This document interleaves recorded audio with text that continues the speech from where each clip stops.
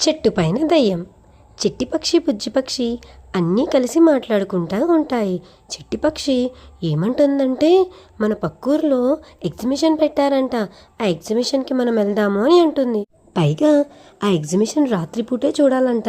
అలా లైట్లు అన్నీ వేసి ఉంటాయంట. ఆ అద్భుతం చూడ్డానికి 2 కళ్ళు సరిపోవు అని చిట్టిపక్షి బుజ్జిపక్షితో చెప్తుంది.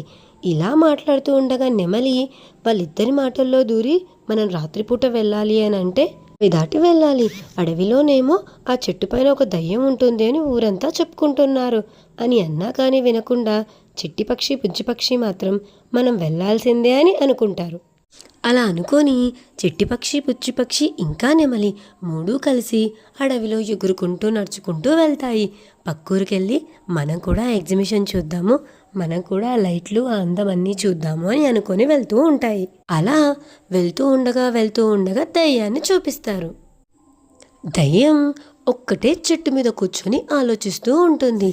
ఏం ఆలోచిస్తుంటుంది అని అంటే, దయ్యం అయ్యో, ఈరోజు ఏదన్నా తిందామన్నా ఎవ్వరూ రావడం లేదే, నేను ఎవరిని తినాలి, ఒక్క జనాలన్నా వస్తే నేను వాళ్ళని తింటాను కదా అని దయ్యం ఎవరైనా కనిపిస్తే వాళ్ళని పట్టుకొని చంపి తినాలి అని ఆలోచిస్తూ ఉంటుంది. కానీ దయ్యానికి ఎవ్వరూ కనిపించరు. దేవుణ్ణి కోరుకుంటూ ఉంటుంది, ఈరోజు ఎవరైనా సరే వస్తే తింటాను అని. ఇంతలో చిట్టిపక్షి బుజ్జిపక్షి నెమలి ఎగురుకుంటూ వస్తాయి. వచ్చి దయ్యం కంట పడతాయి. ఆ దయ్యాన్ని చూసి చిట్టి బుజ్జి నెమలి ఒక్కటే భయంతో వణికిపోతూ ఉంటాయి. దయ్యం మాత్రం ఆహా, నాకు కడుపు నిండేలా చాలా బాగా 3 పక్షులు వచ్చాయి అని అనుకుంటుంది. దాంతో చిట్టిపక్షి బుజ్జిపక్షి మాత్రం మమ్మల్ని చంపొద్దు, తినొద్దు, మేము చిన్న ప్రాణులము, మమ్మల్ని వదిలే దయ్యం అని అడుగుతాయి. అప్పుడు దయ్యం మాత్రం నేను మిమ్మల్ని ఎందుకు వదలాలి, నేను ఎప్పటి నుంచో తిండి కోసం ఎదురు చూస్తున్నాను అని అంటుంది దయ్యం.